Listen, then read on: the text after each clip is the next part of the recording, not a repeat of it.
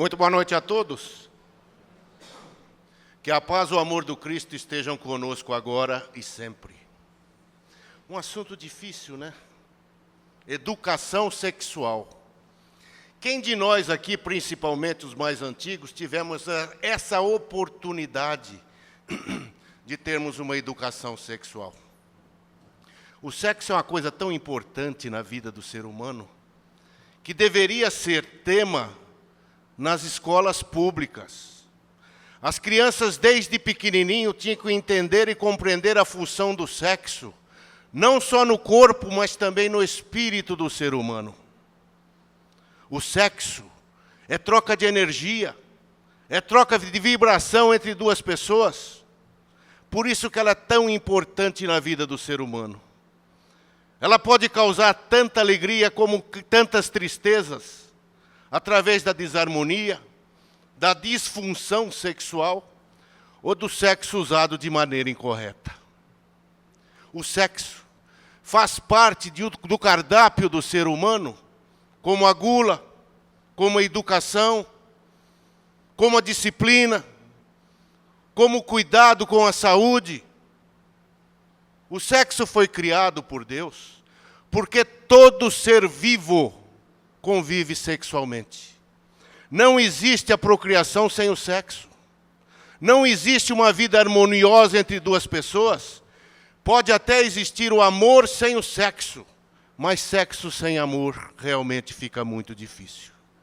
Existem vários casais que vivem juntos, convivem, e não existe a relação sexual, mas existe a relação harmoniosa, afetividade, respeito, harmonia, educação de um ser para com o outro. O sexo não é só sexo puro e simplesmente acaba-se nisso, não. O sexo é troca de afetividade, troca de carinho, de compreensão. Troca-se principalmente os fluidos, que o que tem mais passa para o que tem menos, e o que tem menos recebe de quem tem mais. O sexo sem amor, dizia um amigo meu até em tom de brincadeira, é que nem doce de leite. A primeira vez é uma delícia. A segunda é muito bom, da terceira em diante, perde-se a graça. O sabor vai embora, porque o sexo reflete em nós somente as emoções e não os sentimentos. Na explicação de hoje, da USE, o desregramento do sexo que nos leva a vários motivos, como cita o narrador da USE: gestação indesejada, doenças sexualmente transmissíveis, aborto, prostituição, infidelidade, promiscuidade, violência doméstica, estupro, suicídio e toda uma ordem de desastres e graves desajustes psicológicos são consequências observáveis pelo desalinho e mau direcionamento das atividades sexuais. Aliados a esses distúrbios, diz aqui o narrador Edgar Tão, que escreveu no Verdade e Luz desse mês, configuram-se inumeráveis desajustes espirituais que vão de obsessão simples a quase sempre graves casos de vampirização e parasitismos espirituais. Eu li um livro outro dia, chamado Sexo Depois da Morte, do Ranieri. E ele explicava em uma de suas passagens o trabalho que o umbral faz em relação a isso. Um dos mentores, acompanhado do guia espiritual que escrevia o livro, frequentava uma região umbralina, onde naquele dia seria dia de festas. O dirigente do mal, do umbral, governador das sombras, era Gregório. No livro Libertação, de André Luiz, ele fala muito sobre Gregório. Gregório, durante séculos, pregou o mal, a obsessão, a maldade, a revolta, a rebeldia. Só que tudo que é de mal, um dia se cansa. Ele se cansou da prática do mal. É como escorpião, se mata sozinho depois que faz o mal. E ele, cansado de fazer o mal, de prejudicar as pessoas, com o passar dos séculos, foi se cansando até que ele foi socorrido pelos missionários da luz. O umbral, uma região escura, habitada por seres maldosos que ainda se perdem e se sentem felizes em praticar o mal, não está à revelia. Durante 24 horas existe o controle dos missionários da luz, dos trabalhadores que resgatam esses espíritos sofredores das zonas umbralinas. Só que o livre-arbítrio de cada um de nós é muito respeitado, até no umbral. Só é recolhido do umbral aquele irmão, aquele ser humano que pede ajuda, que se cansa do mal, que se compraz em querer mudar o seu padrão vibratório e passar para o time do bem. Esse sim é socorrido, levado a um plano espiritual, uma cidade espiritual, uma colônia espiritual, onde ele começa um trabalho de resgate, reequilíbrio e retorno à vida reencarnatória, para resgatar ou quitar todos os erros praticados do passado. Todo sofrimento, toda doença, toda fase difícil que nós passamos, não é por acaso. São problemas que nós criamos para nós mesmos, em passado muito recente ou muito distante, em outras vidas, onde não tivemos a disciplina, não tivemos a regra, não tivemos a educação necessária, principalmente no campo sexual. Nos desrespeitamos os outros, e o abuso nos leva a doenças que hoje interferem no nosso perispírito. Quando é feito o nosso planejamento reencarnatório, é feita uma análise de todo o nosso passado, o que nós temos condições de suportar ou não, porque é dado a cada um de nós o peso da cruz que podemos carregar. Todas as vezes que nós tivemos um problema dentro do nosso lar, principalmente da família carnal, porque existem dois tipos de família, a família carnal e a família espiritual. E quando existe esse tipo de problema, é porque nós estamos preparados para poder vencer o problema. Emmanuel nos ensina que a gente nunca deve pedir para o problema se afastar de nós. Nunca. Porque ele pode se afastar temporariamente, mas retorna. O que nós devemos pedir nesse momento difícil é força, coragem, proteção espiritual, ensinamento, luz, que nos mostre um novo caminho a seguir, para podermos superar o problema e sairmos vitoriosos. Nesse estágio que nós nos encontramos de provas e expiações, nós temos pela frente uma verdadeira pedreira, que quando a gente tira uma pedra, aparece outra.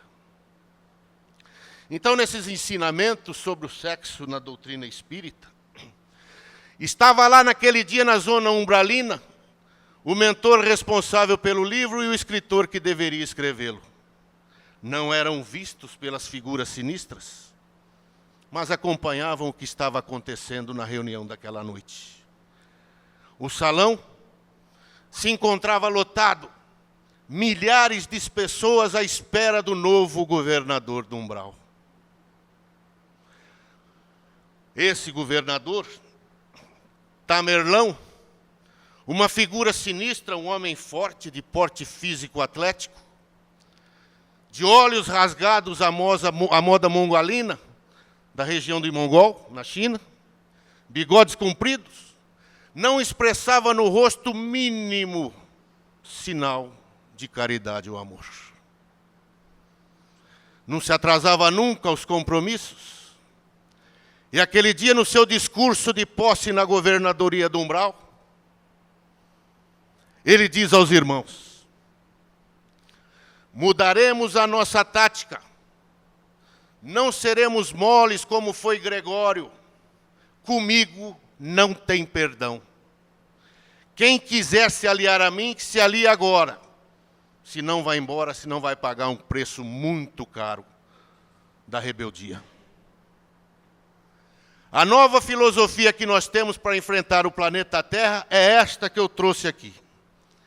e, arrancando do bolso um mapa, mostrou o cronograma de trabalho que os trabalhadores do umbral iam fazer na zona terrena. E no meio desse cronograma escreveu com letras bem grandes a palavra sexo.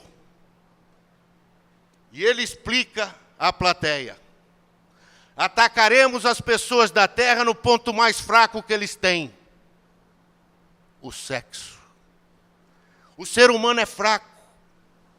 O ser humano não tem preparo psicológico diante dos problemas sexuais. E todos eles, por mais inteligentes, mais poderosos, mais religiosos que sejam, fraquejam diante do sexo. É no sexo que nós vamos disparar os pensamentos e poluir a terra e a mente dos habitantes. Serão todos nossos fregueses. Estarão todos em dívida conosco e nas nossas mãos por causa dos erros praticados pelo sexo. O trabalho começa agora. Reúnam-se em grupos e ataquem o planeta Terra para desvirtuar, desequilibrar, fazer com que as pessoas através do sexo, percam o direcionamento do caminho e a religiosidade do coração. O mentor preocupado diz ao escritor: olha, você está vendo o que espera a terra agora com esse novo governador? E o governador continuava no seu discurso dizendo o seguinte: os primeiros que serão atacados serão aqueles dirigentes de casas espíritas, que levam a palavra do Cristo a todo lugar que vão. O trabalho de Jesus da doutrina espírita é o que nós temos que combater. São eles, os espíritas, que alertam a humanidade sobre a presença dos obsessores como nós. Vamos trabalhar unidos, porque unidos nós vamos vencer, principalmente os dirigentes espíritas, que vão se perder. Façam que apareçam no caminho deles, dos homens, as mulheres que no passado foram suas esposas, suas amantes, suas companheiras de sexo, para que eles se recordem dos prazeres da carne e enfraqueçam na sua missão de divulgarem a palavra do Cristo. É no sexo que nós vamos vencer os mentores e os trabalhadores da doutrina espírita. E o mentor preocupado diz ao escritor Ranieri: Ranieri, está vendo? O que espera os trabalhadores da casa? Equilíbrio, tem que ter educação, tem que ter disciplina. E ele, vou até ler o que disse aqui, porque é uma frase muito bonita. Diz o seguinte: o escritor pergunta ao mentor: não haverá tempo de salvar ninguém? Ele diz: meu amigo, nesse problema sexual, poucos querem ser salvos. Mas precisam compreender que o amor que lhes surgirá sorridente amigo no caminho da vida, o amor ilegal, o amor impuro, porque fora do casamento lhes será fatal esse sexo. Espíritos dominados pelo escândalo sexual rolarão nos séculos e perderão o direito de pregar a palavra do Cristo. Aí pergunta o escritor: mas o amor espiritual entre as criaturas, deverá o cristão manter-se afastado das criaturas do outro sexo? E o mentor responde: não, isso não. Mas o que poderão fazer é não se entregar ao comércio sexual, inutilizando-se a si mesmo através do escândalo. O amor fraternal é divino e o amor sexual é sagrado. Mas o mundo tem a sua moral que deve ser respeitada até que um dia mude. Enquanto isso, deveremos aguardar na planície e as palavras de Paulo, o de Tarso, que diz: nem tudo é lícito, embora tudo possa ser permitido. A cada um segundo as suas obras. Então, o que ele queria dizer? Que todos nós que temos esse conhecimento espiritual, que a doutrina espírita nos passa, nos alerta, nos adverte, nos prepara, temos que ter a nossa mente limpa no campo sexual. Sabermos até onde podemos ir nesse tipo de convivência. O livre-arbítrio de cada um deve ser respeitado, porque nem todos estão no mesmo nível espiritual, no mesmo estágio evolutivo. Tudo na vida tem a convivência sexual. As flores, as plantas, os animais, os seres humanos, tudo precisa da fecundação para poder brotar, nascer e viver. Mas a função do pai e da mãe é fundamental na educação dos filhos. É uma pena, como eu disse antes, que nós não tenhamos ainda nas escolas a educação sexual, porque a maioria dos nossos jovens se perde por falta de conhecimento. Os obsessores aproveitam com a sua maldade a ignorância, a falta de preparo dos nossos jovens e os conduzem aos caminhos que vão fazer com que eles se arrependam futuramente e que durante séculos e séculos, encarnações e encarnações, resgatarão dos erros praticados. A lei é severa e André Luiz, no seu livro Missionário da Luz, diz mais um pouquinho para a gente aprender. Basta dizer que a união sexual aproxima homens e mulheres demasiadamente nas manifestações dos irracionais.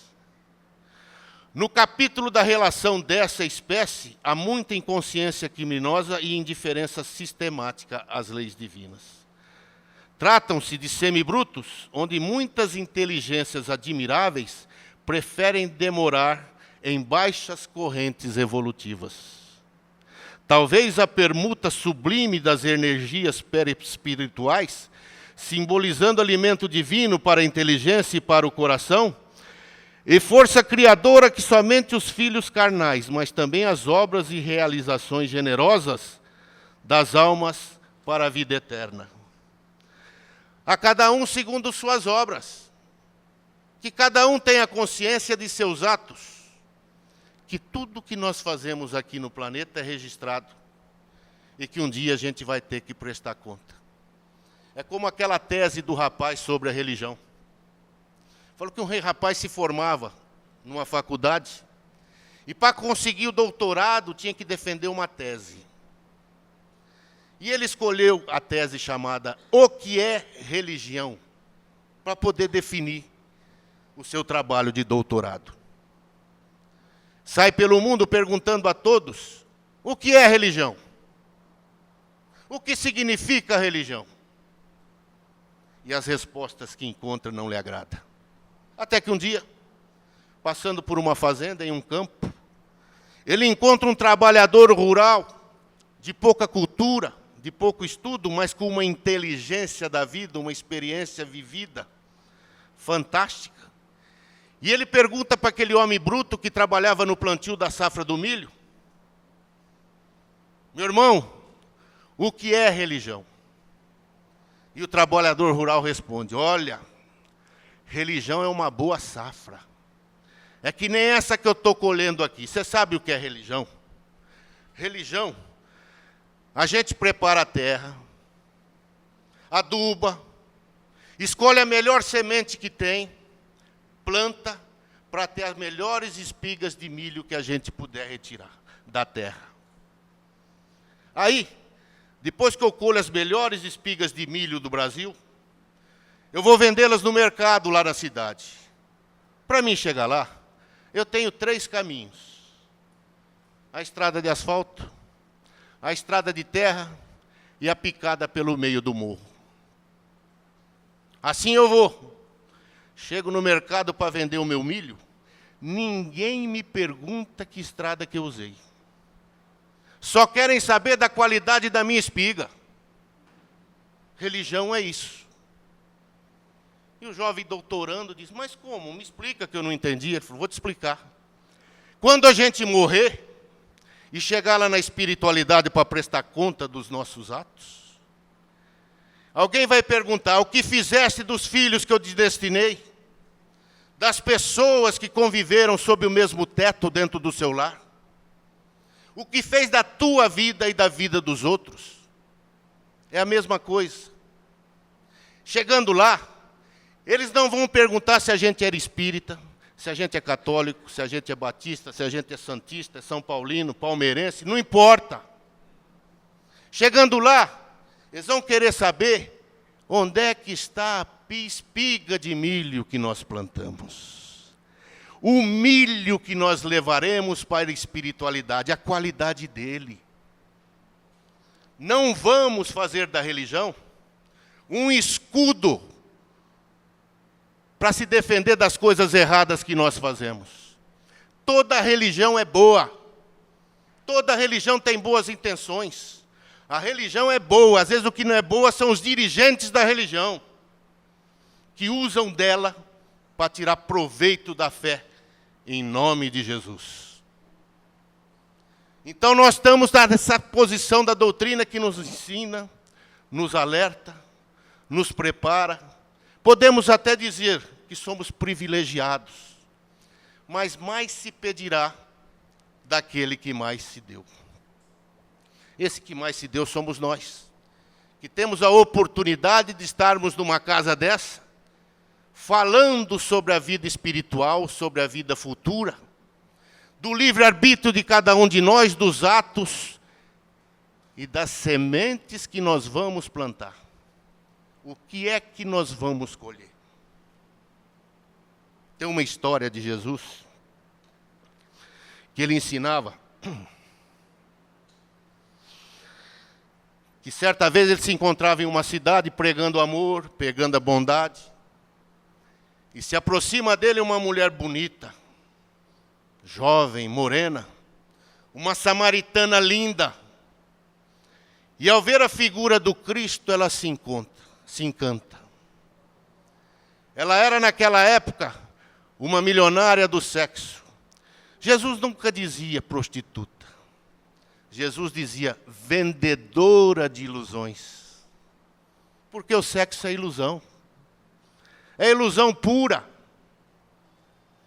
E mulheres se privilegiam do corpo e do físico para venderem as suas ilusões ou iludirem aqueles que se saciam delas. E naquela tarde, Jesus está pregando amor, a bondade, fazendo a sua missão. A samaritana se aproxima dele e diz, Nazareno, vá até minha casa. Eu quero te mostrar meu jardim. O aroma das minhas flores, a beleza do meu jardim. Estou te esperando lá, Nazareno. A minha casa é aquela virando a esquina, é a mais bonita do quarteirão. Vá à minha casa, Nazareno. Jesus olha para ela e diz, hoje não. Quem sabe um dia. Ela, mulher acostumada com o sim, nunca com o não. Nunca tinha um pedido negado. A beleza física, o comércio que ela exercia, faziam dela uma privilegiada dos favores e das regalias. E ela torna a insistir, Nazareno, vá até minha casa, Nazareno. Eu quero te mostrar minha adega de vinhos. Os melhores vinhos do mundo estão na minha adega. Eu quero que você tome um cálice deles. Vá à minha casa, Nazareno. E Jesus lhe responde, hoje não. Quem sabe um dia. Ela não se conformava, porque nunca um convite dela tinha sido negado, e ela torna a insistir com Jesus. Vá à minha casa, Nazareno. Eu quero te mostrar os linhos da minha cama. Eu quero te mostrar a minha banheira de água pura e límpida para limpar o teu suor. Estou te esperando, Nazareno. Vá à minha casa. E ele responde novamente a ela: hoje não. Quem sabe um dia.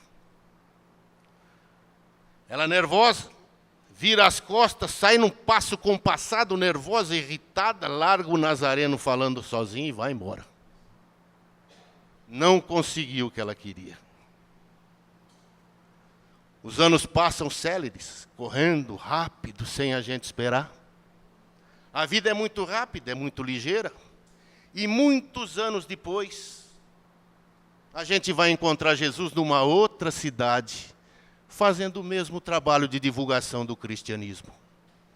Pregando amor, pregando perdão, o ensinamento cristão. E no meio de sua palestra se aproxima uma senhora e diz a ele: moço, dizem que você é milagroso. Eu preciso da tua ajuda. A minha filha é uma joia rara na minha vida.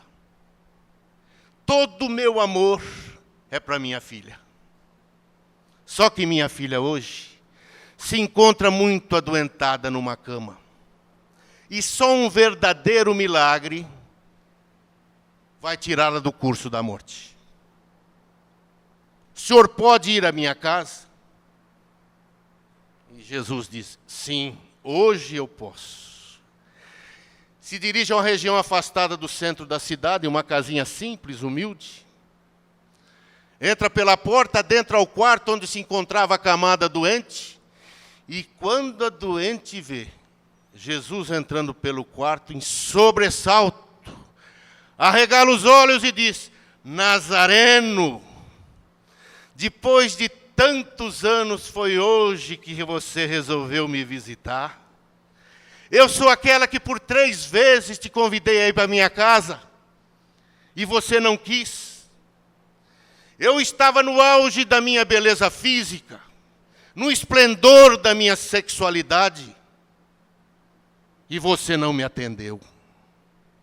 Hoje, que eu sou um trapo de ser humano, recolhido doente, canceroso a uma cama, você vem me visitar? O que eu posso te dar hoje, Nazareno? Eu queria te dar aquele amor que eu tinha naquele dia. Hoje, eu não posso mais. Jesus, com aquele olhar fraterno, com aquele amor que espairava de todos os poros, olha para ela e diz: minha irmã, hoje sim é o dia de eu te visitar. Aquele dia não. O amor que você tinha por mim naquele dia não é o que eu tenho por ti hoje. Eu te quero como irmã e venho aqui para fazer o bem, para te ajudar.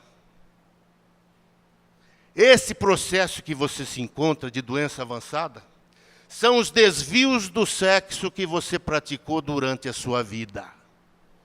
E agora você resgata através da doença física. Eu só vim aqui dizer que você não pode perder a esperança, que nessa vida você vai terminá-la em sofrimento e expiação.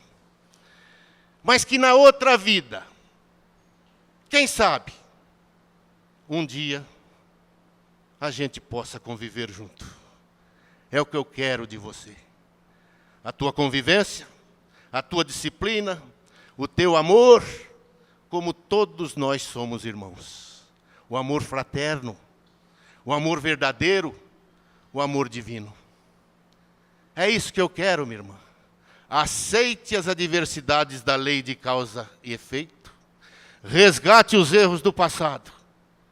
E quem sabe, um dia, nós estaremos com certeza juntos e vamos começar juntos uma nova vida.